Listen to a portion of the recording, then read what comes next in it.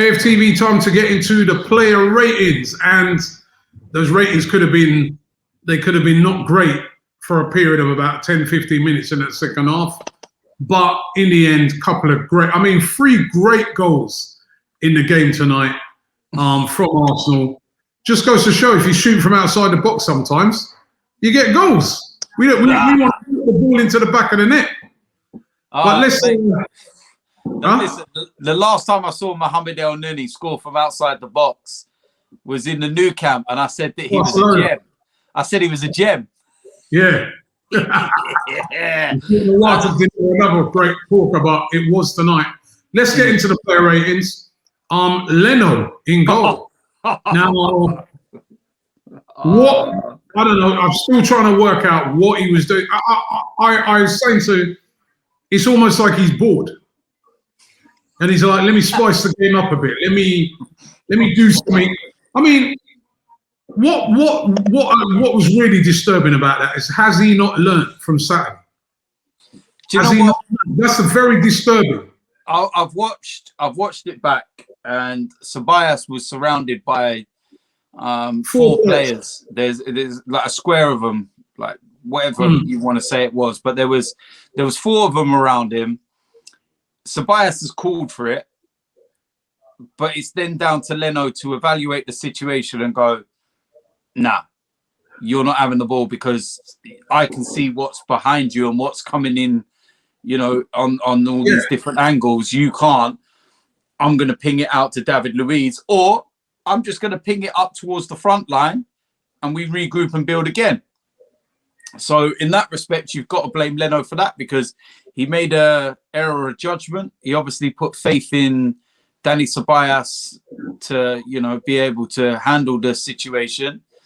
And for a player that was probably on the pitch for 5 minutes, it was the wrong time as well. I think maybe Ceballos would have actually dealt with that if he was playing for longer, you know, maybe, but he should never have been put in that situation. So, yeah, it's annoying because he's been so good this season, but you've got to take it on, you know, merit. You can't criticize some players when they do things wrong and then let others off the hook. He had a very, very quiet evening, to be honest with you. But because of the mistake, I'm giving him a 3, because I just think I just mistake that could have been very, very costly. Could have been. In a game you were comfortable in up until then. So, okay, so 3 for him. Hector Bellerin. I thought he'd done all right tonight. I didn't think he'd done too bad, but at the same time, I don't think defensively he was tested at all. He made a great block when they got equalised. It was 1-1, and I think it's the same guy who scored the goal. Was that Bellerin? That was Bellerin. That was a very poor block. I didn't even see, because I didn't see. I was too busy launching things. I was fuming. So I didn't even see that was Bellerin. I see it go out for a corner, and I was like, oh my life, how are we in this situation? But yeah, and then he put a decent cross in for Aubameyang when the goalkeeper made that save in the first 10 minutes. So credit where credit's due. I thought, you know, Bellerin done a decent enough performance. And yeah, like I said, I'm not somebody that can not praise a player when I feel that they've done well. And yeah, I'd say a 7, solid 7 for me. I thought he done okay. Kieran Tierney. I felt that he was the outlet in terms of the fullbacks. I think that the system that Mikel set up was it was quite smart, because WILLIAN played more inside, which then opened the channel for Tierney to exploit. And I think that he had their fullback on toast, especially in the first half. But yeah, I'll say a solid 7 as well from him. Some wicked deliveries from him. David Luiz. Again, I felt very comfortable, and just don't take no more free kicks. You know what I mean?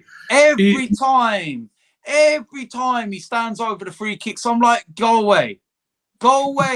And you ain't got the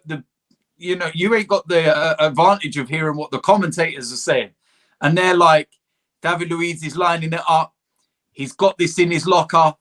I'm like, what locker? I ain't never seen it in the locker when he's been at scored a Arsenal. goal like that must be about 5-6 years ago. Mate, and he ain't scored one since. Exactly. It's one of them when you hit it the way that he does it, because he tries doing that knuckleball and hitting it more with the heel part of the foot. They're one of those that you catch once in a blue moon and they fly into the roof of the net. And then the next 20 are just out of the stadium or not doing anything. But overall, decent, solid performance. A 7 as well, I would say. Right, Gabriel. Again, really solid performance. I was surprised he started ahead of Pablo Mari, because I've been that impressed with Pablo Mari. But it's nice to have these kind of, headaches in the central defensive area. I think that it's very easy to forget that he's won 3 Player of the Months and that he had a great start to life at Arsenal. And, this little dip that he's kind of had and COVID that he's been trying to, get over and everything, it's part and parcel of learning and coming to a new country and a new club and everything else. And we forget that he is young. So, but the goal he scored, massive goal, massive goal. So because he scored the goal, I'm giving him an 8, because he got a crucial goal. I thought he was our best defender as well. I thought he was really good, really comfortable, really solid. Yeah, he was solid. And it was an absolutely fantastic goal scored at a really important time. Thomas Partey. Very quiet tonight. Very quiet. Looked off the boil. I'm hoping that they took him off just because it wasn't his night and he's just getting him ready for Sunday. Yeah, they said it was tactical. Yeah, we need Thomas Partey firing on Sunday. Has to be. But it's 60 minutes in the tank. That's the way that I look at it. So we know what Thomas Partey can bring to the table. We're not seeing it fully yet. But, yeah, I'd probably say a 5, to be fair, because I felt it wasn't the greatest of performances by his standards. Granite. I thought he done well tonight.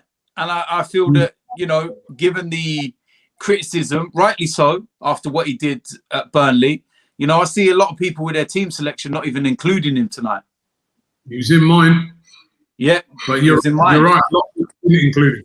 And I felt that was unjustified. I felt that, he made the mistake. Yes, he's made 8 mistakes since he's been here, and we know all these statistics, but you take that mistake out of it. Since his return from his red card, he's been very, very good, and I don't think that mistake warrants him not starting the game. It just didn't make sense to me. So I was happy with his performance, because I felt overall he done a very solid job in there, and I give him a solid 7. All right, Martin Odegaard. Scored a screamer. Again, scored a great goal, but I felt overall his play was not up to his normal standards, like what we've seen of late. I felt he was giving the ball away, stupid areas as well, and putting us in a bit of trouble. There was one where he passed it and the guy went through on goal and had a shot. So scored the goal, yes, but not his greatest of nights. I'll give him a 7 because he scored the goal. Otherwise, I'd probably give him about a 6, to be fair, but a 7. All right, Saka. I thought that was one of his quietest games. I think that this one... Yeah, you can see it was a threat. Every time he got the ball, he got kicked. Yeah, massively. And this is something he's going to have to deal with now. But what I do like is the fact that, we can do things without relying on a 19-year-old boy, because we've become too reliant on him.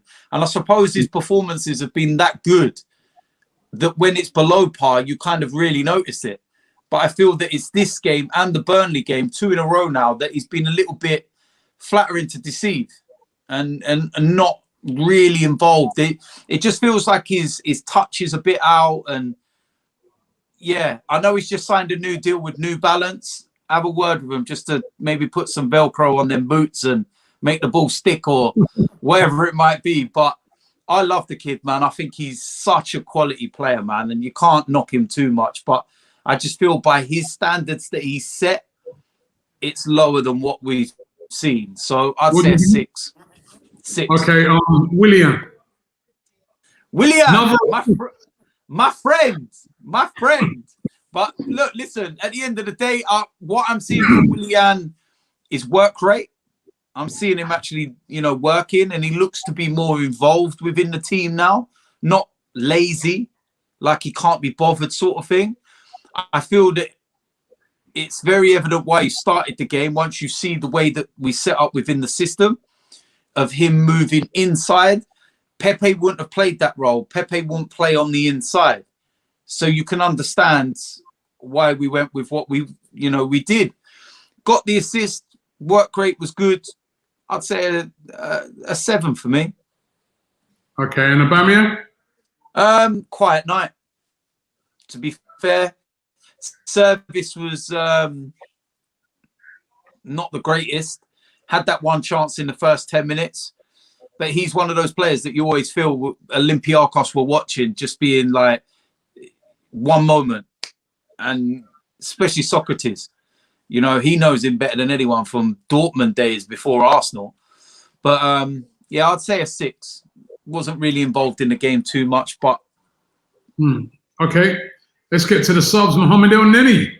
Big goal. Mate, Mohamed Elneny, that goal could be absolutely monstrous. He didn't really do much else. Didn't really have a long time to do much else. But what a hit.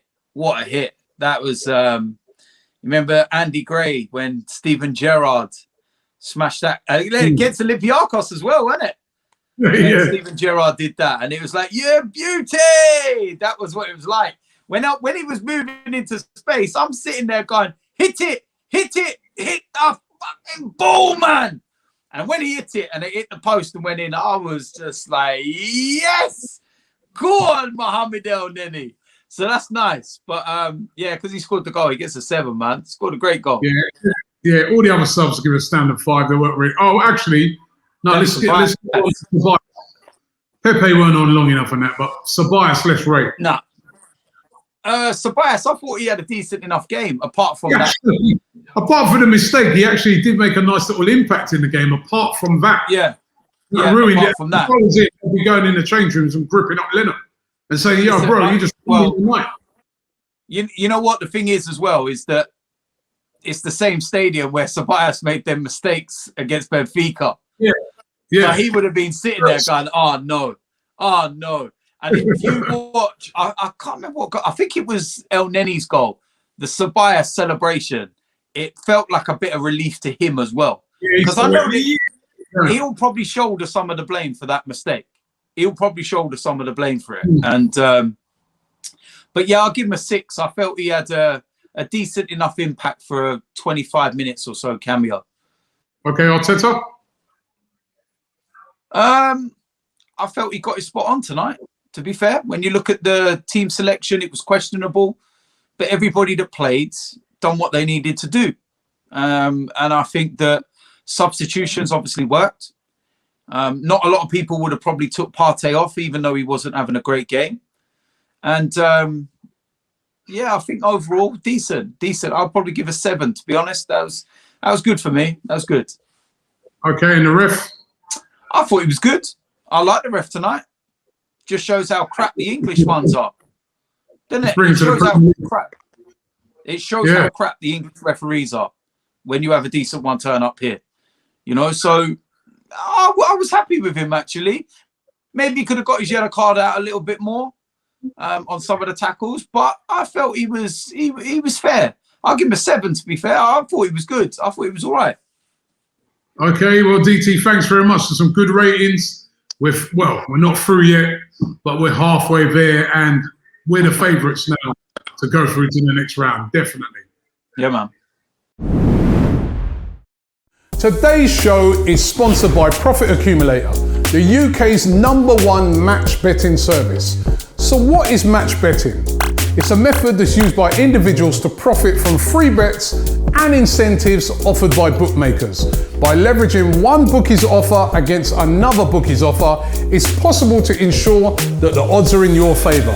And when you sign up to Profit Accumulator, they will walk you through how to do match betting with their easy to follow video guides. Profit Accumulator have a friendly 7-day-a-week customer support team that will help you with any questions that you might have. So what are you waiting for? Click the link in the description and you can start your Profit Accumulator journey today and you won't regret it.